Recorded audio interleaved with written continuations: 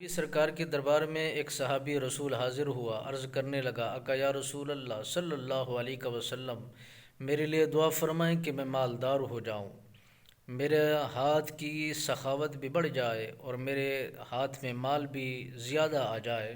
میرے نبی سرکار نے فرمایا: جس طرح میں ہوں، کیا تو یہ نہیں چاہتا کہ تو اسی طرح رہے؟ اس نے تھوڑی دیر کے بعد پھر عرض کی: یا رسول اللہ، میرے لیے دعا فرمائیں کہ میں مالدار ہو جاؤں۔ میرے نبی سرکار نے فرمایا: تیرے لیے بہتر ہے کہ جس طرح ہم زندگی کو بسر کر رہے ہیں اسی طرح گزارا کیا جائے۔ اس نے عرض کیا کہ یا رسول اللہ صلی اللہ علیہ وسلم، آپ میرے لیے دعا فرمائیں۔ میرے نبی سرکار نے فرمایا: اگر میں چاہتا تو یہ احد پہاڑ بھی میرے ساتھ مال و متاع بن کے، درہم دینار بن کے، سونا بن کے میرے ساتھ چلتے۔ ہم نے اس سے محبت نہیں فرمائی، تم بھی اس سے محبت نہ کرو۔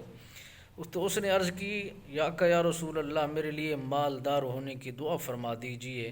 میرے نبی سرکار نے جب ہاتھ اٹھائے، ہاتھوں کو کھول دیا، فضا میں بلند کر دیا، تو اس کے لیے رزق کے دروازے کھلنا شروع ہو جاتے ہیں، اس کے رزق کے اندر برکات کا سلسلہ شروع ہو جاتا ہے، اور پھر ریوڑ ہی ریوڑ بکریوں کے بنتے چلے جا رہے ہیں۔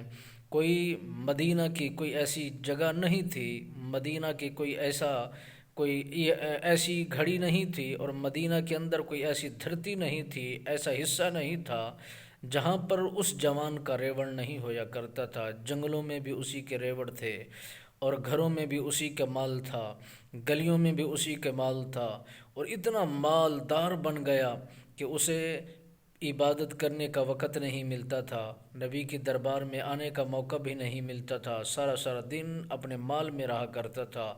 پھر جمعہ پڑھنے کے لیے میرے نبی سرکار کی قربت میں آیا کرتا تھا۔ پھر اتنا مصروف ہوا کہ عید پڑھنے کا بھی اسے وقت نہیں ملتا تھا۔ جب مال میں انسان مستغرق ہو جاتا ہے، گم ہو جاتا ہے، تو مالک بے نیاز پھر امتحان بھی لیتا ہے، آزمائش بھی لیتا ہے۔ وہ مال پھر اس کی ہلاکت کا باعث بنتا ہے۔ اگر مال دے تو رب العالمین اپنا فضل بھی شامل حال فرمائے، رحمت بھی شامل حال رہے، اس کا فضل بھی ہم پر ہوتا رہے، اس کی پہچان بھی ہم پر چلتی رہے، تو اس سے انسان بہت سارے آگے نکل جاتے ہیں۔